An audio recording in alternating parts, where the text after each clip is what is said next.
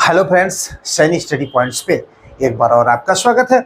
और आज हम TGT PGT physical education class के अंतर्गत आज हमारा प्रैक्टिस सेट आपका 44 होगा, 44 होगा, जिसमें हम बहुविकल्पी प्रश्नों का बहुत ही शानदार कलेक्शन करके ले आए हैं, जिसमें एमसीक्यू और व्याख्या के साथ होगा।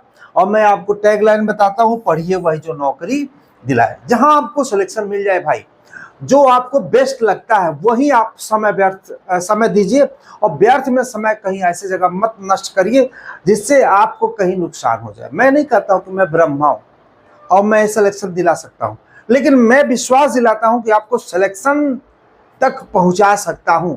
ये जान लीजिए, भाग्य दुर्भाग्य आपके ऊपर है।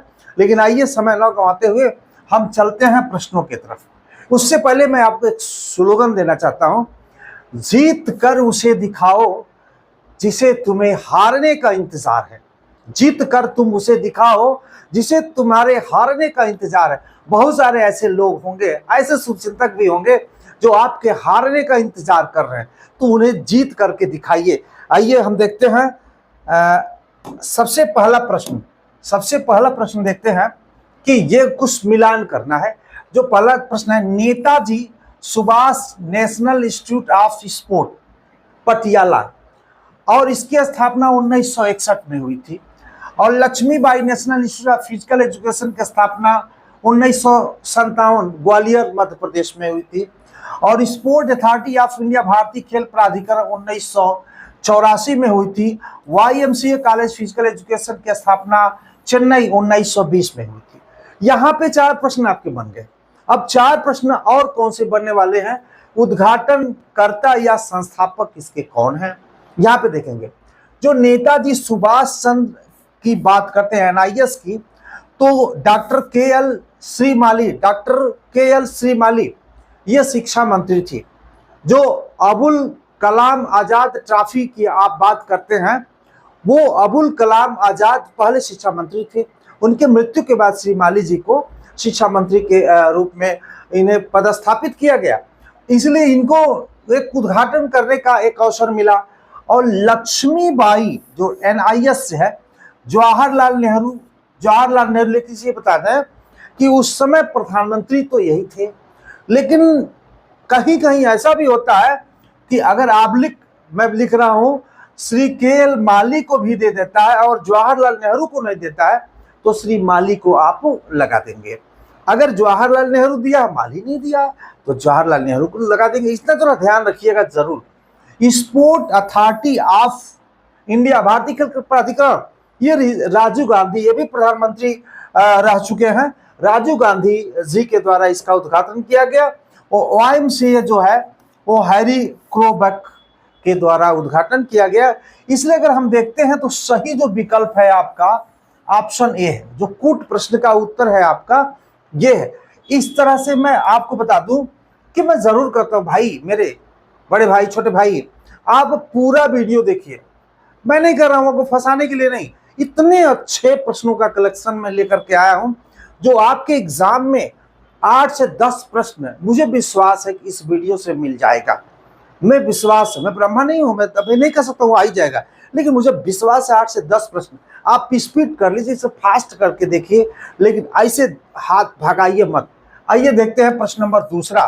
कथन पटियाला जो NIS A जो है, कथन A है, NIS पटियाला भारत का प्रमुख खेल प्रशिक्षण संस्थान है। इसमें कहीं कोई दो राय नहीं, राइट है, सही है। कारण में R, इसका उद्घाटन डॉक्टर KL श्रीमाली द्वारा किया गया था, ये भी सही है। तो इसमें हो क्या सकता है? ऑप्शन ए सही हो सकता है। A और R दोनों सही है। RA की सही व्याख्या है, बिल्कुल सही व्याख्या है, तो इसलिए सही उत्तर आपका ये है। अब वो चीजें नहीं, आप प्रश्न तो घुमाएगा भाई, प्रश्न घुमाएगा, और प्रश्न आता भी है आपको, लेकिन टाइम मैनेजमेंट में आपका सेटल नहीं हो पाता। उसी टाइम मैनेजमेंट में जो व्यक्ति 125 में 110 प्लस कर लेता है, उसका सिलेक्शन पक्का हो जाता है। लेकिन वही आप जानते तो हैं, लेकिन टाइम मैनेजमेंट आपके पास नहीं है, रगने में 10 गोले छूट जाते हैं वो, इसलिए प्रैक्टिस सेट आपको बहुत जरूरी है। आइए देखते हैं, जो सचिन तेंदुलकर पर बनी फिल्म कौन सी है? जो क्रिकेट के भगवान कहे जाते हैं मास्टर ब्लास्टर सचिन तेंदुलकर। पे फिल्म कौन बनी? ऑप्शन बी सही है, ए विलियम ड्रीम जो है ये सचिन तेंदुलकर पे आधारित है।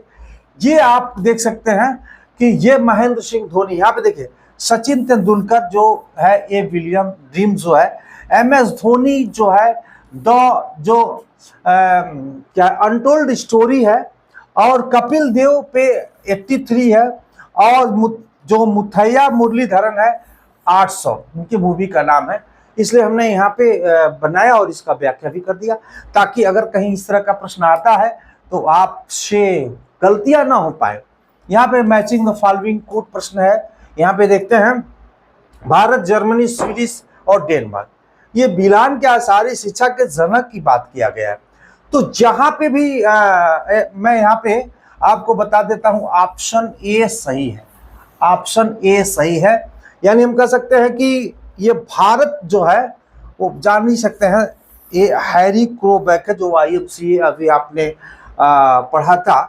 तो ये जो आपका बी का 1 है, ये फ्रेडरिक, जर्मनी के जो सारी शिक्षा के जनक फ्रेडरिक लुडविग जान है, और आपका सी का 2 है, यानी ये स्वीडिश के आपके पर हेनरिक लिंग है, स्वीडिश के जो सारी शिक्षा के जनक है। और ये है जो डेनमार्क का है, ये बच गए, तो नील्स बुक है। इस तरह से हमने यहाँ पे आपको बता दिया। और यहाँ पे देखिए एक लाइन में आपको यहाँ पे दिया, भारत के है जो हैरी क्रोबैक, जर्मनी फ्रेडरिक लुडविग जान है, स्वीडिश के पर हेनरिक लिंग है, और डेनमार्क के नील्स बक्स हैं। तो यहाँ पे भी हमने आपको विस्तार कर दिया। जोहान वर्नहार्ड वेस्ट्रो जो है एक प्रमुख जर्मन शिक्षा सुधारक थे, जिन्हें जर्मनी में आधुनिक सारी शिक्षा और प्रगतिशील शिक्षा के अग्रणी संस्थापकों में से गिना जाता है। जॉन बेस्डो का कभी कभी पूछता है, तो जॉन बेस्डो कहाँ के हैं? जर्मनी के। और जर्मनी के आप देख सकते हैं यहाँ फ्रेडरिक जो लुडविग जान भी है। तो जिसमें आपको कंफ्यूज करता है तो यहाँ पे इसलिए हमने इनका भी थोड़ा सा पक्ष रख दिया है, आपको कहीं दिक्कत नहीं हो। यहाँ पे वो चीजें हमने डिसाइड कर दिया कि जर्मनी आधुनिक शिक्षा जो मॉडर्न फिजिकल एजुकेशन के जनक फ्रेडरिक लुडविग जान हैं माने जाते हैं। उन्हें टर्नवाटर जान या जिम्नास्टिक के पिता के रूप में भी जाना जाता है। कहीं यहाँ के टर्नवाटर जान के रूप में किस विद्वान को जाना जाता है? तो अब जान जाइए कि फ्रेडरिक लुडविग जान को जाना जाता है। बहुत सारे ऐसे प्रश्न आए। देखिए एशियन गेम का आधिकारिक मोटो क्या है? एशियन गेम का आधिकारिक मोटो क्या है? तो यह है आपका एवर जो ऑनवर्ड है, यानी सदैव आगे बढ़ते रहना। ऑप्शन बी सही है, सदैव आगे बढ़ते रहना। देख लीजिएगा थोड़ा सा। प्रस्तावक जो है गुरुदत्त सोधी है। कब से? 1949 में ही ये विचार बना था, लेकिन आधिकारिक रूप से 1951 में खेल भी शुरू हुआ और 1951 में ये मोटो भी लागू किया गया। प्रतीक जो है चमकता हुआ लाल सूरज, जिसमें सूर्य किरणों के साथ इसे दर्शाता है।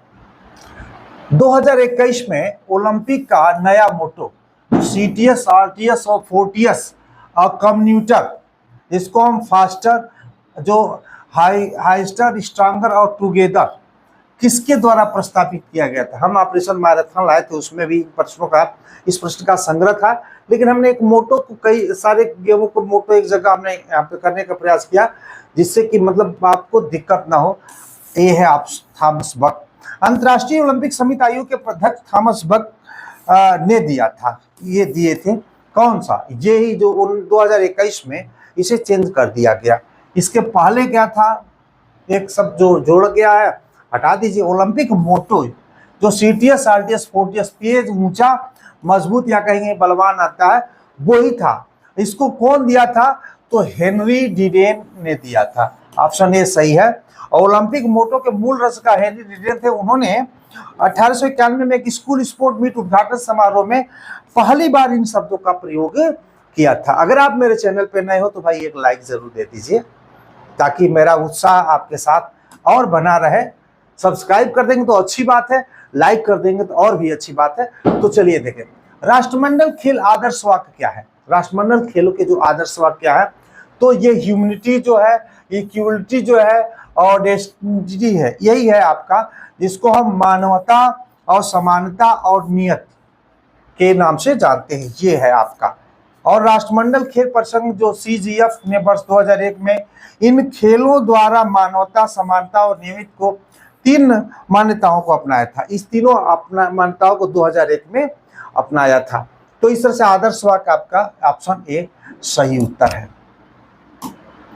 अब नेक्स्ट देखते हैं, कॉमनवेल्थ गेम झंडे प्रतीक चिन्ह सूर्य कितनी किरणें दर्शाई गई है। अभी आपने देखा कि CI गेम में जो 16 सूर्य की किरणें थी, तो राष्ट्रमंडल खेल में इसी ये झंडा है, राष्ट्रमंडल खेल का झंडा है। थोड़ा सा ये ग्लोब है, इसे झुका हुआ है, यहाँ से झुका हुआ है, हमने सीधा कर दिया है लेकिन झुका हुआ है। और तो इसमें 34, इसमें जो प्रतीक चिन्ह सूर्य की जो कितनी किरणें है 34 है। और इसे आधिकारिक तौर पर 26 मार्च 1976 को अपनाया गया था और 2013 में ग्लोब को झुकाया गया। 2013 में ग्लोब को झुका दिया। जैसे आप देखते हैं कि पृथ्वी झुकी हुई 23.5 अंश अक्षांश पे, तो ये वहां पे झुका दिया गया। सूर्य की किरणों की संख्या घटकर 34 कर दी गई, 34 कर दी गई। हो सकता है इसके पहले कुछ ज्यादा रहा हो। और ध्वज का मानक 3 संबंध है, 5 है। सी आकृति, यानी अगर बात करते हैं इसकी आकृति कैसी है, तो आकृति इसकी सी है और हर जगह अलग अलग इसके मानक भी हैं। अब मैं बात करता हूं कि जितने भी हम PDF, जितने भी हमने क्लास अब तक लिया है 43 तक अपडेट कर चुका हूं। ये 44 में क्लास ले रहा हूं और इसके कल मैं इसको अपडेट करूंगा। तो अगर इन तीनों बहुत बेहतर, जिस तरह से आप देख रहे हैं ना, उसी तरह का PDF बुक बन गया है। Book, PDF book. अब इसको हम नोटबुक नाम से अब कहते हैं भाई, क्योंकि बुक मार्केट में नहीं है, इसलिए नोटबुक लिखा हुआ, हाथ से बनाया हुआ है। ये पार्ट 1 है, ये पार्ट 2 है और ये पार्ट 3 है। ये तीनों को आपको हम 100 रुपया में उपलब्ध करा देते हैं। ये तीनों आपको 100 रुपया में उपलब्ध कराता हूं। बिल्कुल भाई, 100 रुपया खर्च करके आप देखिए, अगर आपको पसंद नहीं आएगा तो आप कहिएगा। इतना मतलब सिस्टमेटिक ढंग से हमने बनाया है कि जो लगेगा कि एकदम फिगर डायग्राम के साथ, जो जो चीजें डायग्राम जहां जहां जरूरत है वो सब कुछ है इसमें। और LT ग्रेड मेंस की जो तैयारी कर रहे हैं, तो ये कंप्लीट कोर्स है। ये कंप्लीट कोर्स है जो 50 रुपया में 94 50 85 0327 पे आप व्हाट्सएप से संपर्क करके आप प्राप्त कर सकते हैं। अब मैं दोनों, अगर ये दोनों चाहिए तो 150 रुपया में मैं दूंगा। अगर आपको मेंस भी चाहिए और TGT का भी चाहिए तो 150 रुपया में दूंगा। अब तक मैं 100 रुपया में देता था, लेकिन आज से अब 150 रुपया रहेगा। मानव शरीर में कितने प्रकार की मांसपेशियां पाई जाती है सब लोग जानते हैं भाई। कितने प्रकार की? 3 प्रकार की मांसपेशी। कंकाल जो पेशियां है, जो स्केलेटल मसल्स, जिसको स्वैच्छिक गति के लिए जाती है। जो कंकाल पेशियां है वो अपने जब चाहे तब जिस तरह से चलना है भाई चलती है, इसी का स्वैच्छिक जो अपनी इच्छा के अनुरूप चलता है। चिकनी मांसपेशी स्मूथ मसल्स जो होता है वो अनैच्छिक होती है। अरे पेट के अंदर है जो ऐसे जगह है जिसको हम अपने हिसाब से चला वाला नहीं पा सकते हैं। और हृदय मांसपेशी अलग है, कार्डियक मसल्स जिसको बोलते हैं अनैच्छिक, और केवल हृदय में अनैच्छिक, ये भी हमारी इच्छा के अनुसार चलती नहीं है, तो इसको भी हम अनैच्छिक कहते हैं। अब बात करते हैं, थोड़ा सा इसको डिवाइड कर दिया। पेशियों का स्वरूप रेखित प्लस ऐच्छिक। रेखित है तो वो ऐच्छिक है। वो कौन सी? कंकाल पेशी। कंकाल जो सारे बॉडी पे जो जिस तरह से गति कर अपनी इच्छा से पैर को मार दे, हाथ को मार दे, हम बोल ले, ये है रेखित प्लस ऐच्छिक। रेखित है तो ऐच्छिक है, और कौन सी है? कंकाल पेशी है। रेखित प्लस अनैच्छिक यानी हृदय मांसपेशी। रेखित है, देखिए यहाँ रेखित है, ऐच्छिक है तो कंकाल हो गया। रेखित है, अनैच्छिक है तो हृदय पेशी हो गया। और रेखित है और अरेखित है और अनैच्छिक है। यहाँ भी अनैच्छिक है, लेकिन ये रेखित है, ये और रेखित और अनैच्छिक है। इसको हम चिकनी मांसपेशी हम कहते हैं। चिकनी मांसपेशी, स्मूथ, मुलायम। आइए थोड़ा सा इसको डायग्राम के हिसाब से दिखा देते हैं। यहाँ पे देखिए रेखित पेशी है, ये रेखित पेशी है। तो हमने बताया रेखित क्या है? रेखित ऐच्छिक होती है। ये देखिए हृदय में पाए जाने वाला क्या है? ये अनैच्छिक है। ये रेखित है, देखिएगा यहाँ पे देखिएगा, आपको मैं दिखाऊं। देखिए रेखित है, अनैच्छिक है। हृदय मतलब हृदय जो है अनैच्छिक है लेकिन रेखिक है, मतलब उसमें लाइनिंग है। यहाँ पे देखिएगा ये सब लाइनिंग है। और ये अरेखित, ये अरेखित मांसपेशियां। चलिए आगे चलते हैं। बड़ा लंबा है भाई, थोड़ा सा दिल थाम करके बैठिए। बहुत सारे ऐसे 86 पेज समय लगेगा, आप फास्ट करके देखिए, कोई दिक्कत नहीं।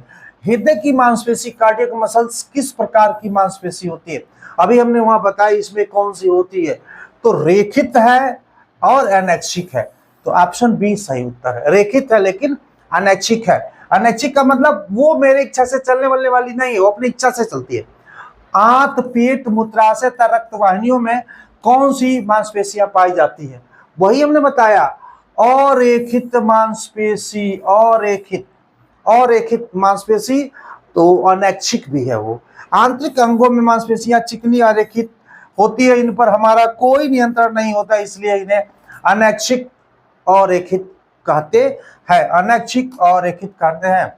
यहां पे देखिए, सोलियस मसल्स को शरीर के किस नाम से जाना जाता है, सोलियस मसल्स और किस नाम से जाना जाता है, तो सेकेंड हार्ट, ऑप्शन ए है आपका सेकेंड हार्ट, दूसरा हृदय के नाम से जाना जाता है। देखिए यहाँ पे, यहाँ से नीचे से जो हार्ट है ना, अरे सॉरी, नीचे से जो रक्त है वो हार्ट में पहुंचाने का काम करती है सोलियस मसल, इसको सेकेंड हार्ट के नाम से जाना जाता है। यहाँ पे देखिएगा सोलियस मसल, ये दोनों पैरों में पाए जाते हैं। देखिए हमने बनाया है दिल टाइप में। सोलियस मसल पैरों खून को ऊपर की ओर पंप करने में मदद के, इसलिए इसे सेकेंड हार्ट के नाम से भी जाना जाता है।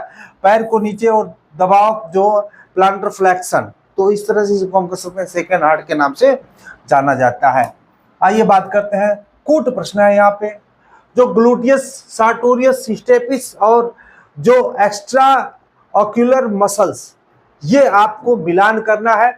तो मिलान करने से पहले मैं आपको बता दूं, सही उत्तर है आपका ये 3, यानी जो ग्लूटियस मांसपेशी है वो शरीर की सबसे बड़ी मांसपेशी है, जो पीछे पाया जाता है, शरीर की सबसे बड़ी मांसपेशी है।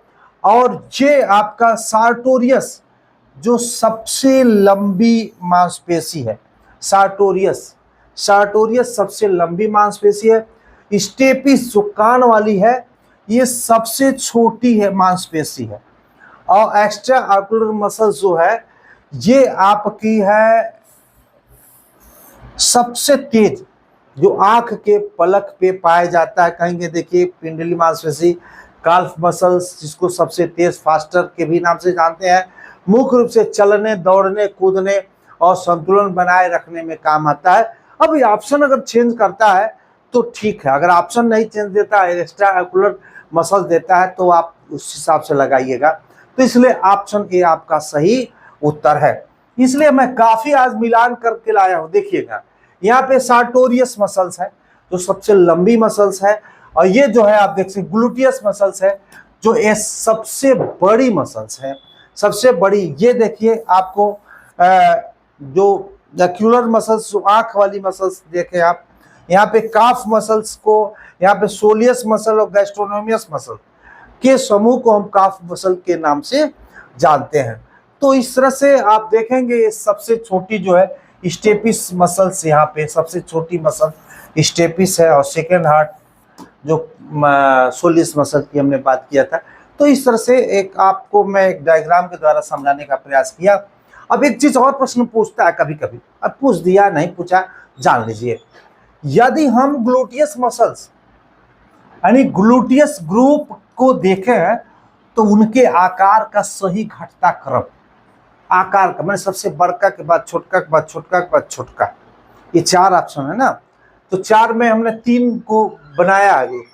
तो सबसे बड़े से छोटे क्या है, तो ये देखिए ग्लूटियस मैक्सिमम, ये देखिए ये जो बड़का देख रहे हैं ना ये ग्लूटियस मैक्सिमस है, और मेडियस यहाँ पे देखिएगा ये जो छोटा सा है ये है आपका ग्लूटियस मेडियस मसल्स, और ग्लूटियस ये आपका थोड़ा सा यहाँ पे है जो मिनिमस।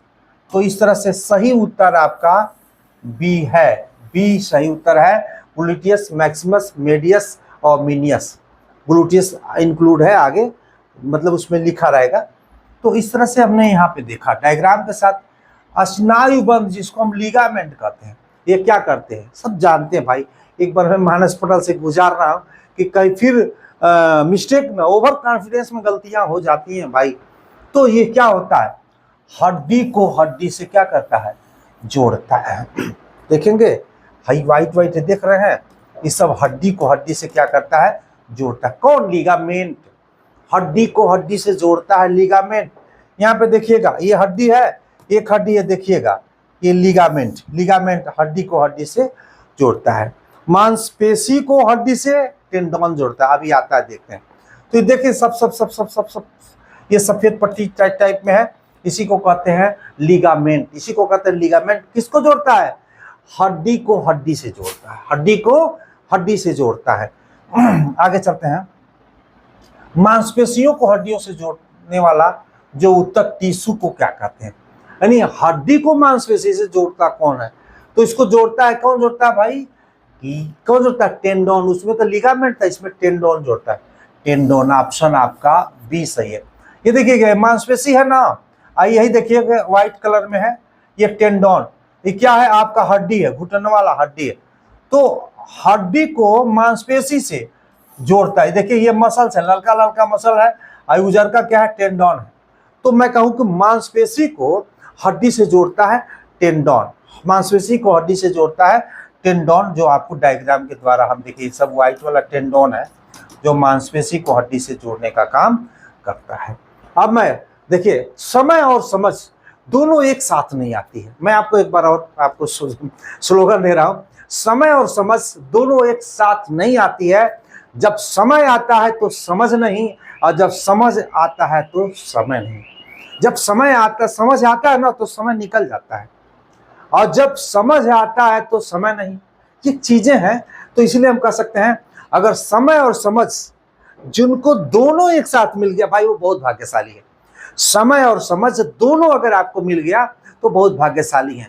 ये रीजन है कि अगर मान लीजिए आप 30 साल की उम्र में आपके एक वैकेंसी देखने को मिला, तो समय तो मिला लेकिन उस समय समझ नहीं थी। अब 5 साल 6 साल में एक वैकेंसी आती है, पूरा करने में 10 साल लग जाती है।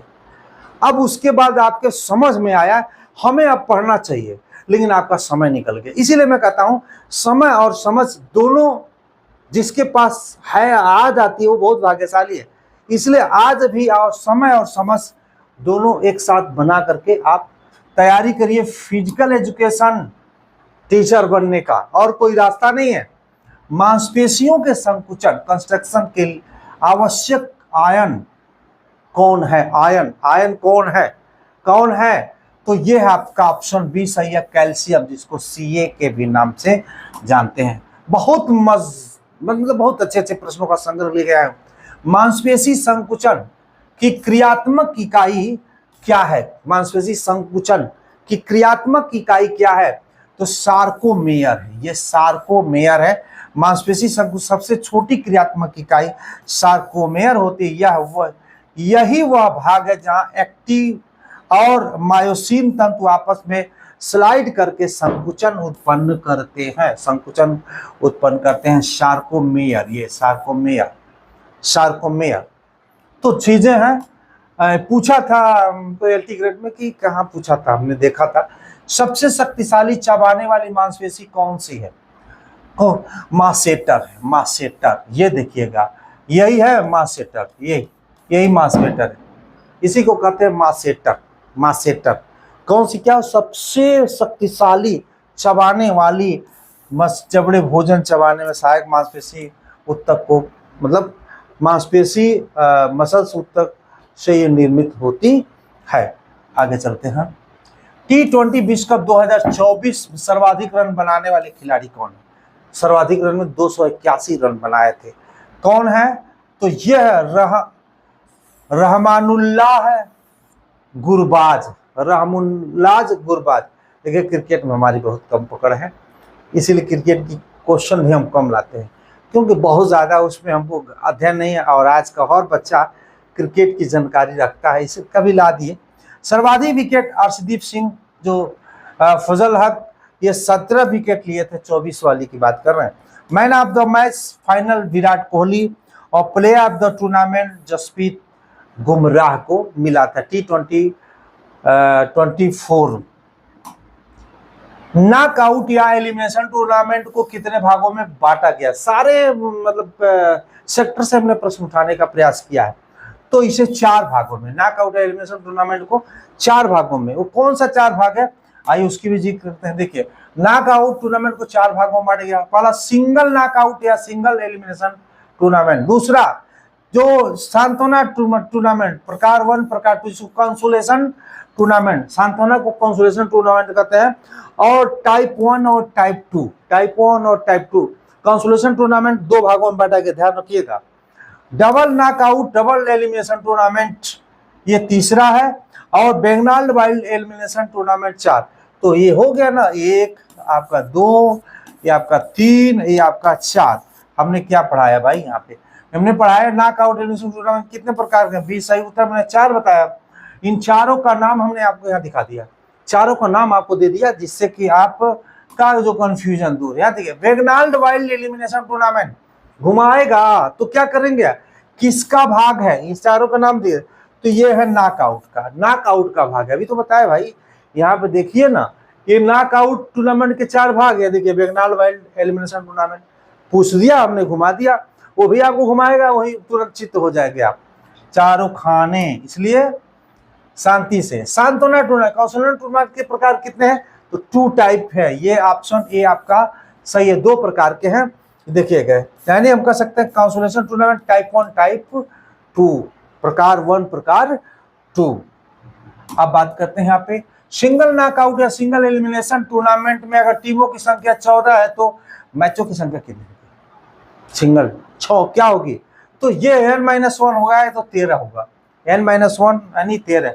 आइए इसको विस्तार से समझते हैं। नॉकआउट टूर्नामेंट में मैचों की संख्या गणना के लिए कुल टीमों की संख्या में से क्या करते हैं, 1 घटा देते हैं।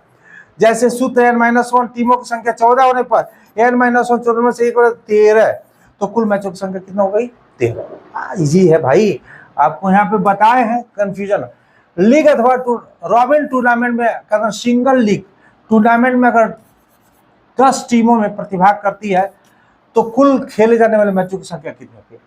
लीग अथवा राउंड रॉबिन टूर्नामेंट के अंतर्गत सिंगल लीग टूर्नामेंट में अगर 10 टीम प्रतिभाग करती है तो कुल खेले जाने वाले मैचों की संख्या कितनी होगी? ये 45 होगी।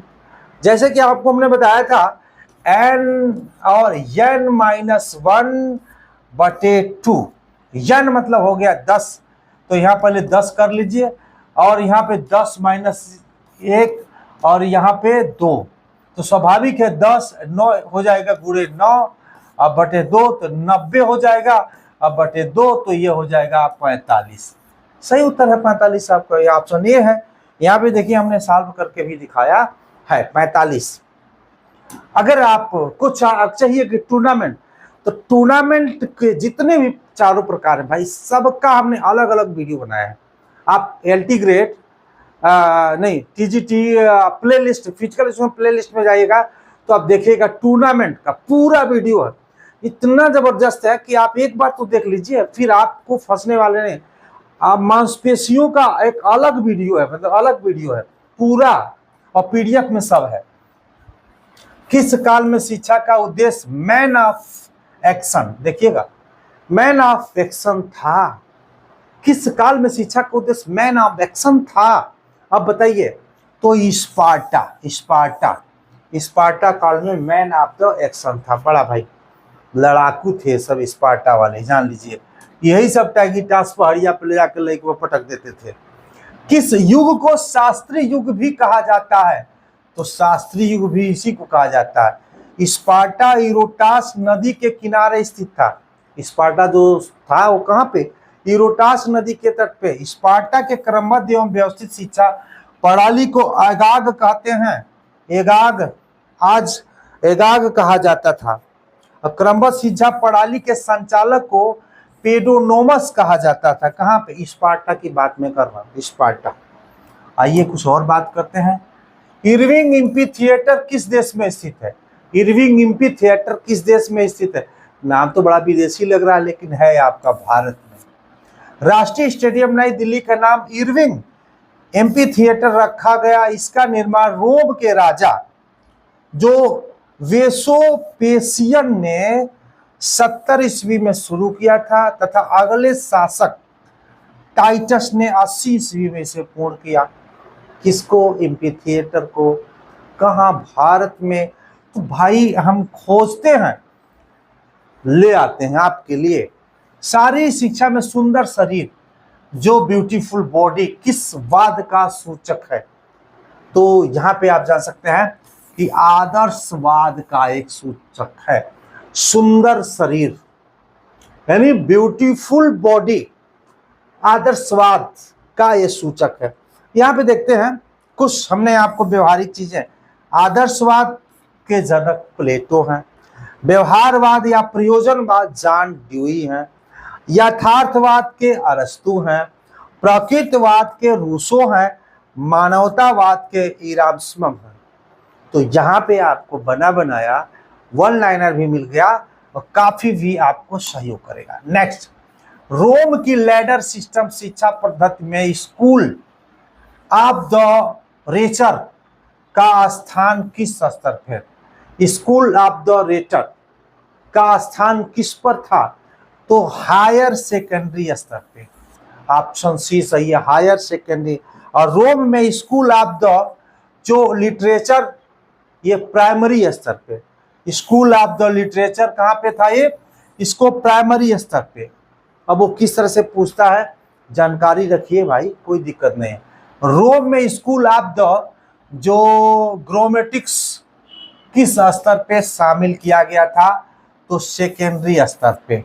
रोम की लैडर सिस्टम शिक्षा तो स्कूल ऑफ द जो ग्रामेटिक सेकेंडरी स्तर पे रखा गया था। व्याकरण, साहित्य, कविता, इतिहास तथा भाषा की शिक्षा इसके माध्यम से दी जाती थी। आइए आगे चलते हैं। नेक्स्ट, कॉमनवेल्थ गेम फेडरेशन की स्थापना कब की गई थी? कॉमनवेल्थ जो वेल्थ, भाई देखिए अगर नहीं सुने रहेंगे, नहीं पढ़े रहेंगे, 1001% आप गलती करेंगे। क्योंकि आप जान सकते हैं कि जो राष्ट्रमंडल खेल 1930 में शुरू हुआ था। कॉमनवेल्थ गेम अक्सर आप जानेंगे जब 30 में शुरू हुआ था, 2 साल पहले गठन हुआ होगा, लेकिन नहीं, ऑप्शन आपका सी सही है, 32 में। जो कॉमनवेल्थ गेम्स फेडरेशन की स्थापना 1932 में हुआ था, यानी खेल के 2 साल बाद। चलिए, इसका लंबा इतिहास है। ऑपरेशन राष्ट्रमंडल हमारा देखिए, राष्ट्रमंडल से सारे, मतलब आप एक बार देख लेंगे भाई, राष्ट्रमंडल में कुछ बचेगा नहीं। बहुत अच्छे से कलेक्शन में किया हूँ। स्पोर्ट फिजिकल साइकोलॉजी का जनक किसे माना जाता है? तो कोलमैन रॉबर्ट्स ग्रिफिथ को माना जाता है। खेल मनोविज्ञान का जनक रॉबर्ट्स ग्रिफिथ को माना जाता है। उन्हें अमेरिका खेल मनोविज्ञान का पिता भी कहा जाता है। थोड़ा सा प्यास लग रही, पानी पी लिया जाए।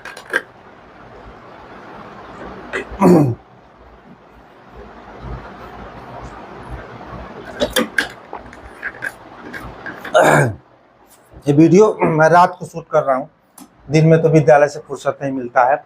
और भी एक बार और मैं कहूँ, अगर आपको अच्छा लगे तो एक लाइक ज़रूर दीजिए। आपका जाता क्या है? मैं देखता हूँ कि 2000 लोग देखते हैं और 2000 में 100-150 लाइक मिलती है। अरे भाई, इसमें आपको क्या जाता है? पैसे तो मैं लेता हूँ, ये भी पेड क्लासेस करता हूँ, तो वही 2000, 4000, 1500 आप लोग देते, फ्री तो है। आप पढ़िए, एक बार ज़रूर मेरे लिए सिलेक्शन होता है तो एक बार मुझे ज़रूर याद करिएगा। Law of use, law of disuse, देखिएगा, law of use, law of disuse किस नियम के भाग हैं? किस नियम के भाग हैं? तो ये है आपका अभ्यास नियम का भाग है। Law of use, law of disuse, ये अभ्यास नियम का। आइए देखते हैं। उपयुक्त तीनों को थॉर्नडाइक ने दिया था। तत्परता, प्रभाव, अभ्यास, उपयुक्त सभी का जो मतलब प्रयोग थॉर्नडाइक के द्वारा दिया गया था। लेकिन इस उत्तर का सही आंसर ये है अभ्यास का नियम, जो वह रूपी अनुक्रिया विभिन्न प्रतिक्रियाओं का नियम है, और तत्परता और अभिवृत्ति का नियम है, सहचारी स्थान परिवर्तन का नियम है। सब थॉर्नडाइक का ये सब कथन है, विचार है, नियम है। थॉर्नडाइक के अनुसार प्रयास एवं त्रुटि सिद्धांत के अंतर्गत भूख क्या है? प्रयास एवं त्रुटि सिद्धांत के अंतर्गत भूख क्या है? तो भूख क्या है? अभिप्रेरक है, मोटिव है, अभिप्रेरक है। बाकी की भी हम बात कर लेते हैं।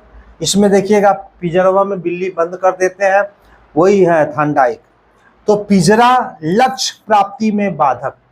भाई आप देखे होंगे कि यह पिंजरा रहता है, इसी में बिल्ली रहती है और यहाँ पे खाना रखा रहता है, आना चाहती है लेकिन पिंजरा बाधक के रूप में काम कर रहा है। पिंजरा लक्ष्य प्राप्ति में क्या है? बाधक। अगर पिंजरा नहीं होता तो खाना तक पहुंच जाती, कोई दिक्कत नहीं था। प्रयास उल्टे सीधे पंचे मारना, चांद मारती है उसी में खट से खुल जाता है, तो जानती है इसको दबाने से खुल जाता है, तो माने समय कम लगता है। लक्ष्य पिंजरे के बाहर निकल करके मछली खाना उसका लक्ष्य है। जिस तरह से अर्जुन का लक्ष्य मछली के आंख में तीर मारना था, और आपका लक्ष्य क्या है? आपका लक्ष्य है कि वो एमआर में 125 में कम से कम 120 क्वेश्चन सही भर के आना। ट्रिक नहीं, ट्रिक तो मार लेंगे लेकिन भरना 125 सही मारना, सही भर के आइएगा। कथन और कारण। कथन, भारत में शारीरिक शिक्षा के पितामह हैरी क्रोबक को माना जाता है। कारण, उन्हें भारत YMCA के शारीरिक शिक्षा को संगठित रूप दिया था। सही है, ए और आर दोनों सही है, आर ए की सही व्याख्या करता है, इसलिए ऑप्शन ए आपका ए सही है। ऑप्शन ए आपका सही है। भाई प्रश्न है, अभी 30 प्रश्न और है, आप दिल थाम के बैठिए। जीव क्रीड़ा एवं मानव क्रीड़ा पुस्तक के लेखक कौन है? तो कार्ल क्रूस है। जीव क्रीड़ा और मानव क्रीड़ा के पुस्तक के लेखक कार्ल क्रूस हैं। अब बात करते हैं कि मिलान कीजिए, थोड़ा सा आपको थोड़ा सा कठिन प्रश्न पुनः मैं ला दिया। यहाँ पे देखिएगा, हैरी क्रोबक, वो यहाँ पे देखिए फिजिकल एजुकेशन मानी उन लोगों के द्वारा लिखा हुआ पुस्तक की मैं बात करता हूँ। तो ये आपका है भारत में शारीरिक शिक्षा। और जो फ्रेडरिक लुडविग जान है, आप जान सकते हैं, ये लिखे हैं जो जर्मन व्यायाम कला, जो जर्मन व्यायाम कला। और सी का है आपका, ये आपका है यानी जिम्नास्टिक के जो सामान्य सिद्धांत है आपके द्वारा लिखा है, पर हेनरिक लिंग के द्वारा जिम्नास्टिक के सामान्य सिद्धांत, जिम्नास्टिक जो आलमेंस जो ग्राउंड्स है आपके द्वारा लिखा गया है। और बच गए एक नील्स जो बुक, तो प्राइमरी जिम्नास्टिक यानी प्राथमिक जिम्नास्टिक आपके द्वारा लिखा गया। इसलिए आप देखेंगे तो सही उत्तर आपका ये आता है। ये इन लोगों के द्वारा लिखी गई पुस्तक है। पूछता है आप फंसे ना, मैं हूं ना आपके साथ। ये सारा डिटेल मैंने यहाँ पे दे दिया है, जो हमने वहाँ समझाया यहाँ दे दिया, इसलिए कि भाई आपको पढ़ने में कोई असुविधा ना हो। अब देखिए यहाँ पे एक थोड़ा सा मिलाने के लिए बात आ गई है। निम्नलिखित कालक्रम के हिसाब से व्यवस्थित कीजिए। ओलंपिक शपथ, ओलंपिक शपथ यहाँ पे जो कूट के हिसाब से देखा जाए तो ये सही उत्तर है आपका। ओलंपिक शपथ कब लिया गया था? कूट नहीं बना है क्या भाई?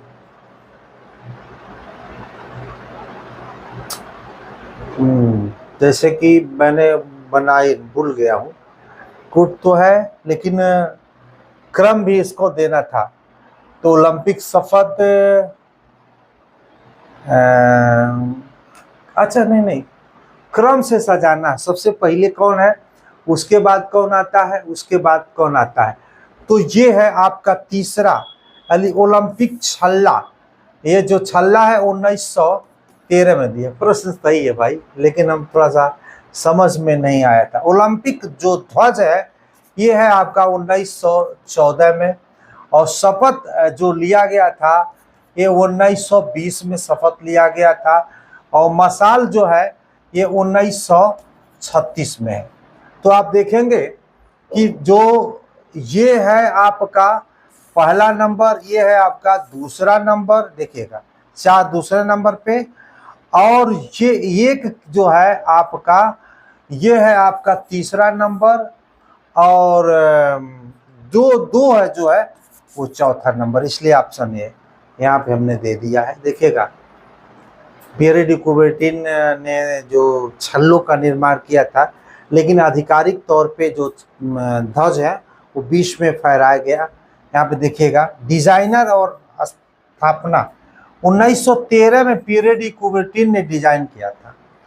1914 पेरिस ओलंपिक कांग्रेस में इसे अपनाया गया।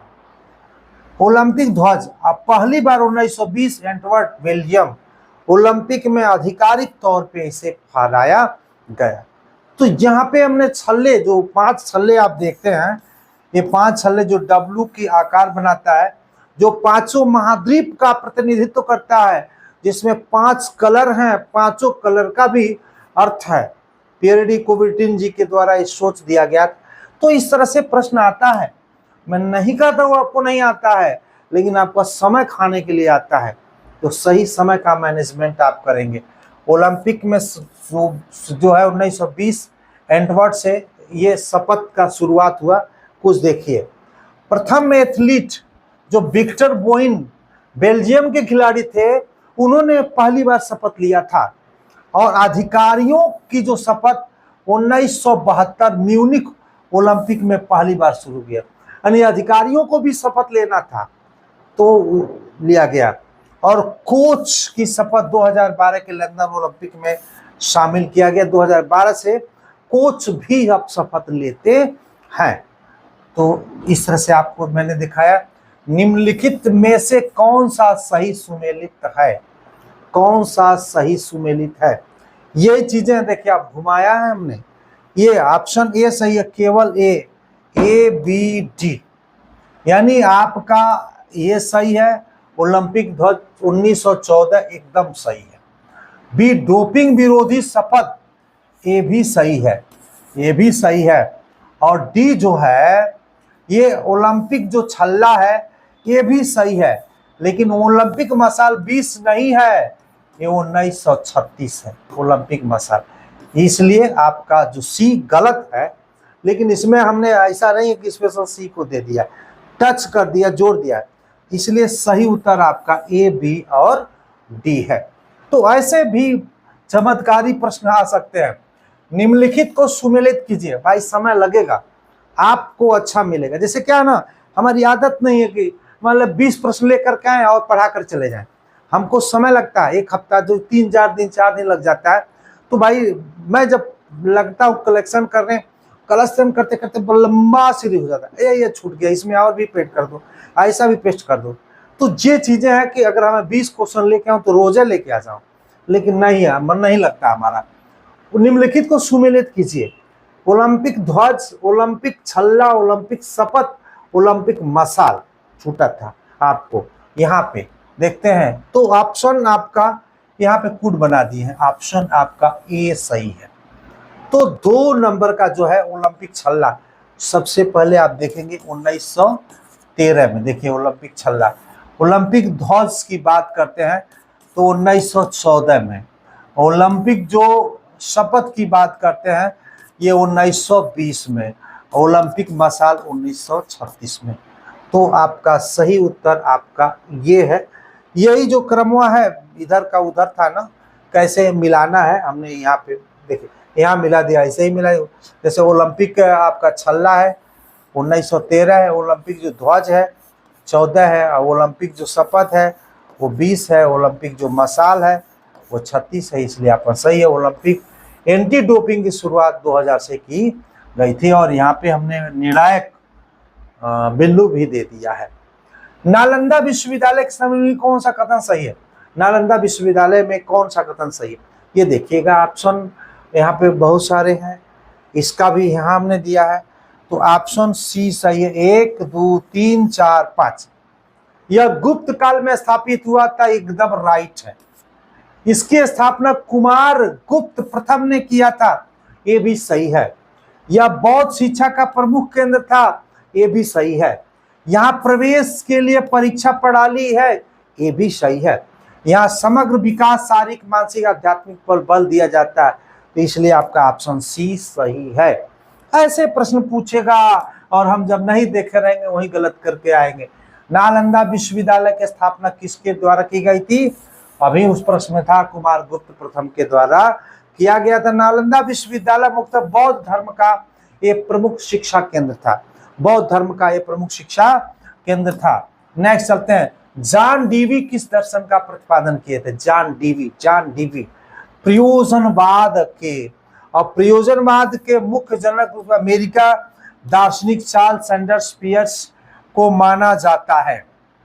उन्होंने 19वीं के अंत में इस विचारधारा की नींव रखी, जिसे बाद में विलियम जोन्स और जॉन डीवी ने आगे बढ़ाया। तो हमने जॉन डीवी की यहाँ पे बात की थी प्रयोजनवाद। अब कैसे घुमा लेता है, इसलिए भी यहाँ पे आपको विचार में रख दिया। अगर घुमाता है तो ये जाने रहेंगे, वो जाएगा कहाँ, उसके बाद दाब देंगे, मर जाएगा वो। कूट का यहाँ पे मैचिंग करना है। कुमारी अमृत कोचिंग कोर स्पोर्ट की स्थापना किया था। कुमारी, तो ये देखिएगा, ये है कुमारी अमृत कौर स्पोर्ट कोचिंग, ये 1953 में, और कुंजरू समिति ये 1959 में, और नेशनल फिटनेस जो है वो है आपका 1965 में, और राष्ट्रीय खेल आप सब बच गया तो क्या होगा, ये है 84 में। यहाँ पे हमने दे दिया है 53, 59, 65 और 84। तो इसलिए आपका जो इसका जो सही उत्तर है आपका ये है। कूट वहाँ पे मैं सेट करने के लिए कम जगह में क्या मैं आपको दे दूँ, इसका हमने निष्कर्ष यहाँ पे एक जगह रख दिया है कि कहीं कोई दिक्कत ना हो। नेक्स्ट, कूट प्रश्न मैचिंग यहाँ भी है, देखिएगा। जो गुटमट्स हैं वो किस देश के निवासी हैं, जो ड्यूल लेविस किस देश के हैं, और आर्किवाल्ड जो मैक्लेरन है वो किस देश के हैं, और फ्रेंच जो नेचटगल किस देश के हैं। तो यहाँ पे ऑप्शन आपका ए सही है, यानी हम कह सकते हैं कि जोहान्स जो है ये आपके जर्मनी के हैं, और जो लिवाइस हैं ये हैं आपके अमेरिका के, और ये हैं आपके ग्रेट ब्रिटेन के। एक जो बच गए ये डेनमार्क के हैं। तो इस तरह से ऐसा भी प्रश्न पूछेगा तो आप फेल हो जाएंगे। यहाँ पे हमने देखिए एक क्लियर करके ग्रेट ब्रिटेन, लंदन जिसको ग्रेट ब्रिटेन। आप देखिए श्वेत मांसपेशी फाइबर किसके लिए सबसे अच्छे होते हैं? श्वेत व्हाइट मसल्स फाइबर किसके लिए अच्छे होते हैं? तो विस्फोटक शक्ति के लिए होते हैं, इसलिए ऑप्शन बी सही है। मांसपेशियों का अध्ययन को मायोलॉजी कहा जाता है। मायोलॉजी किसको कहते हैं? जो मांसपेशियों का अध्ययन करता है उसे हम मायोलॉजी कहते हैं। नेक्स्ट, लैक्टिक एसिड का निर्माण कब होता है? एनारोबिक बिना ऑक्सीजन वाले में। शरीर में सबसे छोटी मांसपेशी कौन सी होती है? स्टेपिस, अभी हमने बताया है। अब बात करते हैं थोड़ा सा रक्त पे, और रक्त का 2 वीडियो में बनाया हूं। आप बिल्कुल मैं कहूंगा भाई आप देख लीजिए, और रक्त से अगर संबंधित कोई प्रश्न नहीं फंसेगा, 1001% कोई प्रश्न नहीं फंसेगा। रक्त का प्रवाह लिक्विड भाग कहलाता है, इसमें कौन सा है? तो प्लाज्मा। और प्लाज्मा का रंग कैसा होता है? देखिए यही है, प्लाज्मा का रंग होता है पीला। बिलिरुबिन के कारण रक्त के थक्के बनने से बचा हुआ द्रव क्या कहलाता है? रक्त के थक्के बनने के बाद जो लिक्विड बच जाता है उसे क्या कहते हैं? उसे कहते हैं सीरम। और मानव शरीर में प्लाज्मा का मुख्य कार्य क्या है? रासायनिक पदार्थों का परिवहन करना प्लाज्मा का मुख्य कार्य है। मैं कुछ संक्षेप में बता रहा हूँ, डिटेल तो आपको पढ़ना होगा, जाइएगा, लेकिन बहुत मजेदार है। प्लाज्मा किस प्रकार का द्रव्य है? तो कोलोडियल द्रव्य है। और प्लाज्मा को जमने से रोकने के लिए किस पदार्थ का प्रयोग किया जाता है? Sodium citrate. यानी प्लाज्मा जम न जाए उसके लिए कौन सा? तो सोडियम साइट्रेट का प्रयोग किया जाता है। बात करते हैं यहाँ पे कुछ जो रुधिराणु है, जो ब्लड काप्स है, इसको हम 3 भागों में बांटे हैं ब्लड काप्स को। जैसे आरबीसी लाल रक्त कणिकाएं, जो WBC श्वेत रक्त कणिकाएं और प्लेटलेट्स जिसको हम रक्त बिम्बाणु कहते हैं, यानी हम कह सकते हैं ब्लड जो कार्पल्स है इसको हम 3 भागों में बांटे हैं। ये देखिएगा तीनों, यहाँ पे तीनों देखिएगा, तीनों की भी जिक्र करेंगे यहाँ पे। आइए तो सबसे पहले बात करते हैं रुधिराणु ब्लड जो कार्प्स है उसकी हम बात करते हैं। यह रक्त का 45% भाग होता है। इसे 3 भागों में बांटा गया है। इसे जो रुधिराणु ब्लड कार्प्स जो है उसे 3 भागों में बांटा गया है। लाल रक्त, श्वेत रक्त और रक्त बिम्बाणु, RBC, WBC, प्लेटलेट्स। अब इसके पहले भी हमने बताया था। अब बात करते हैं ये पहला जो लाल रक्त, रेड ब्लड कार्प्स, RBC की बात करते हैं। इसका वैज्ञानिक नाम इरिथ्रोसाइट है। निर्माण कहाँ होता है? वयस्क अस्थि मज्जा में, मतलब हम लोग जैसे है ना, अस्थि मज्जा लंबी लंबी जो हड्डियां होती है ना, वहीं RBC का निर्माण होता है। भ्रूण अवस्था में जब बच्चा पेट में होता है तो लीवर में यानी यकृत में, और इसकी RBC का जो जीवन काल कितना है वो 120 दिन है। मृत्यु प्लीहा स्प्लीन में होता है। प्लीहा में RBC की मृत्यु हो जाती है, उसको हम कब्रगाह भी कहते हैं। लाल रुधिर कणिकाएं, RBC के बारे में कुछ और जानकारी ले लीजिए। खराब हुई RBC प्लीहा जिसको तिल्ली स्प्लीन में जाकर के नष्ट हो जाती है, इसलिए इसे RBC की कब्र भी कहते हैं। और इसे ब्लड बैंक के ऑफ RBC भी कहते हैं। इस ब्लड बैंक के भी रूप में इसको जानते हैं। एक चीज यहाँ पे देखिएगा, RBC में केंद्रक न्यूक्लियस नहीं पाया जाता है। न्यूक्लियस नहीं पाया जाता है, न्यूक्लियस नहीं पाया जाता RBC में, ध्यान रखिएगा। RBC, WBC, प्लेटलेट्स दे दे ऑप्शन में।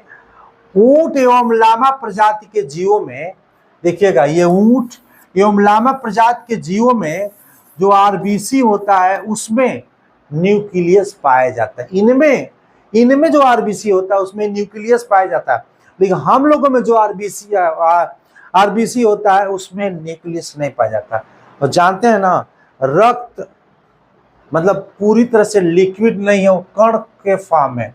अब WBC की बात करते हैं, श्वेत रक्त कणिकाएं, व्हाइट ब्लड सेल्स की हम बात करते हैं।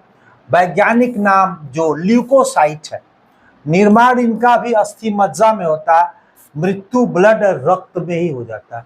WBC की मृत्यु रक्त में ही हो जाता है। जीवन काल 2 से 4 दिन, या कहीं कहीं आपको 13 से 20 दिन भी आपको देखने को मिलेगा। WBC में केंद्रक उपस्थित होता है। RBC में केंद्रक यानी न्यूक्लियस नहीं होता है, लेकिन WBC में न्यूक्लियस यानी केंद्रक होता है। WBC में केंद्रक उपस्थित। WBC की संख्या 8000 से 10,000 के बीच होता है शरीर में, 8000 से 10,000।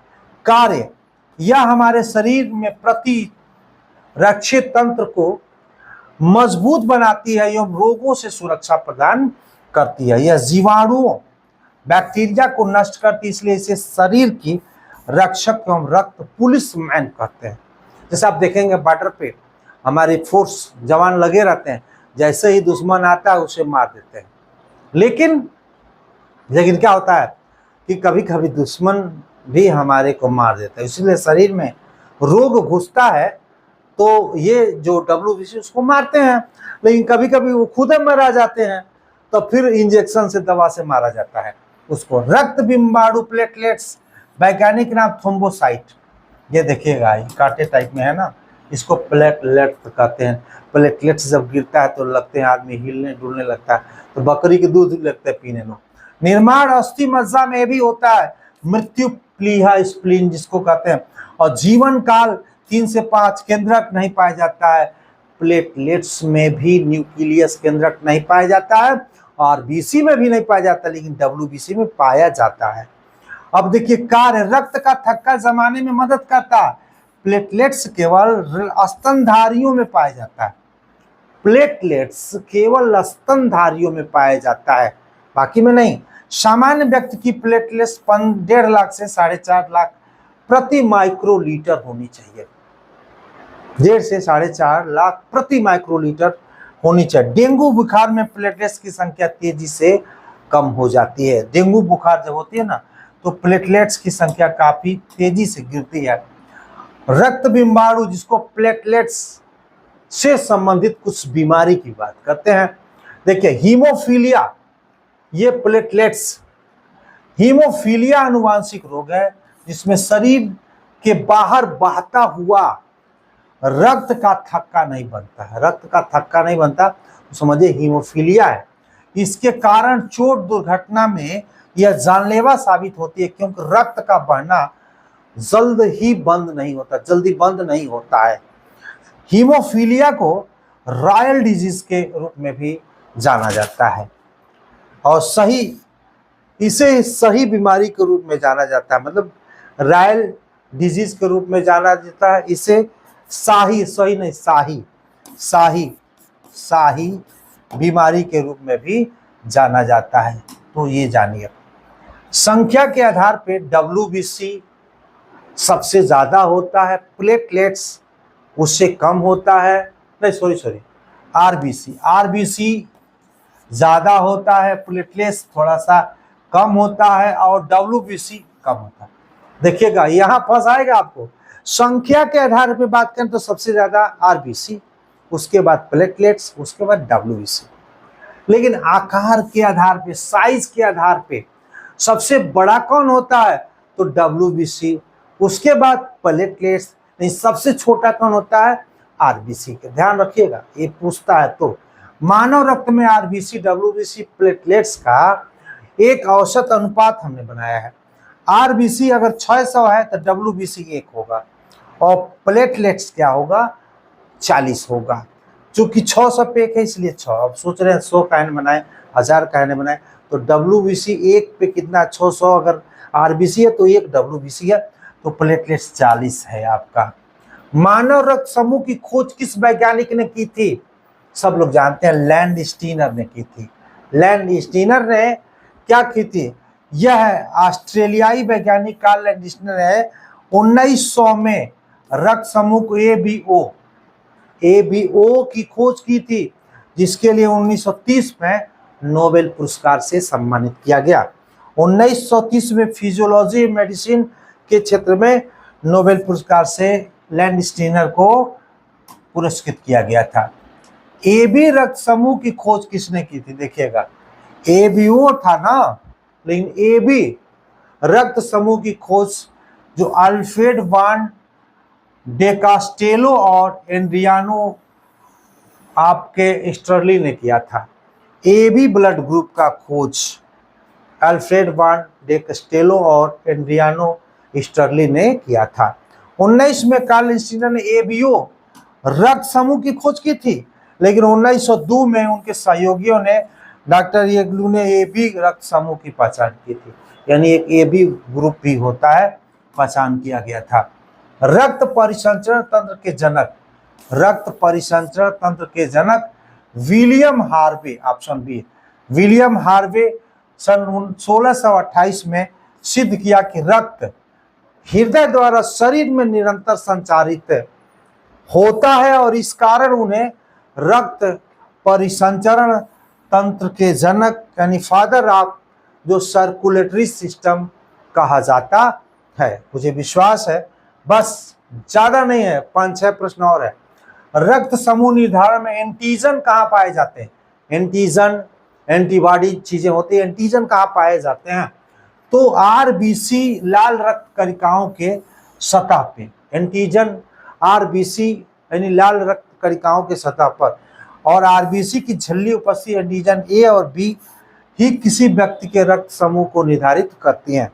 यानी एंटीजन A और B ही ब्लड ग्रुप को ये निर्धारित करती है। RBC की झिल्ली पर पाए जाते हैं। किस रक्त समूह में केवल एंटीजन B पाया जाता है? एंटीजन B पाया जाता है तो B रक्त यहाँ पे देखिएगा, A में एंटीजन A और B में एंटीजन B और AB में एंटीजन A और B दोनों, और O समूह में कोई एंटीजन नहीं पाया जाता है। कोई एंटीजन नहीं पाया जाता है। O में केवल एंटीबॉडी पाया जाता है, एंटीबॉडीज पाया जाता है। वो रक्त में कोई एंटीजन नहीं पाया जाता है। यहाँ पे देखिए किस रक्त समूह ब्लड ग्रुप में एंटीजन ए और एंटीजन बी नहीं पाए जाते हैं। एंटीजन ए और एंटीजन बी नहीं पाए जाते हैं तो ब्लड ग्रुप ओ में, ब्लड ग्रुप ओ में आप देखेंगे ये है ना, तो यहाँ पे एंटीजन ए या एंटीजन बी कोई नहीं पाया जाता, बी ओ में नहीं पाया जाता है। ब्लड ग्रुप ओ आरबीसी लाल रक्त कोशिकाओं पे न तो एंटीजन ए होता है और न ही एंटीजन बी। इस कारण इसे यूनिवर्सल डोनर सार्वभौमिक दाता कहा जाता है। डोनर मतलब किसी को ये डोनेट कर देते हैं, इसलिए डोनर। आरएच फैक्टर का नाम किस जानवर से लिया गया है? आरएच फैक्टर यहाँ पे रीसस मंकी, रीसस बंदर से लिया गया। आरएच फैक्टर लिया गया क्योंकि यह फैक्टर सबसे पहले इसी बंदर में खोजा गया था। यहाँ पे देखिए यूनिवर्सल एक्सेप्टर AB प्लस और यूनिवर्सल डोनर सर्वदाता जिसको कहते हैं, ये सर्वग्राही है और ये क्या है आपका सर्वदाता है। सर्व मतलब सबको देता है, कौन? वो नेगेटिव, और सबको हजम कर लेता है AB पॉजिटिव, ये जान लीजिएगा। आगे चलते हैं थोड़ा सा। कौन सा रक्त समूह यूनिवर्सल एक्सेप्टर यानी सर्वग्राही कहा जाता है? तो AB, यानी किसी का वो रक्त ले सकता है। क्यों ले सकता है? AB रक्त समूह वाले व्यक्ति रक्त में A और B दोनों एंटीजन तथा RH फैक्टर मौजूद होता है। RH फैक्टर प्लस होता है, उसके अंदर RH फैक्टर भी होता है और एंटीजन A B दोनों पाया जाता है। इनके प्लाज्मा में कोई एंटीबॉडी नहीं पाया जाता है, एंटीबॉडी, इसीलिए इसे किसी भी रक्त समूह का रक्त ग्रहण कर सकते हैं। इसलिए AB को सर्वग्राही, गाय मतलब ग्रहण करने वाला, किसी तरह का रक्त ये खा जाएंगे, इसलिए इसको AB पॉजिटिव यानी कहते हैं। कौन सा रक्त समूह यूनिवर्सल डोनर सर्वदाता? तो आपको हमने बताया था ऑप्शन डी है। वो रक्त समूह में कोई भी एंटीजन ए या बी नहीं होता, RH फैक्टर ऋणात्मक होता है, इसलिए यह रक्त किसी भी व्यक्ति को दिया जा सकता क्योंकि प्राप्तकर्ता शरीर में इसमें कोई प्रतिरक्षा नहीं होती, इसलिए O- सर्वदाता यूनिवर्सल डोनर कहा जाता है। ये यूनिवर्सल डोनर कहा जाता है।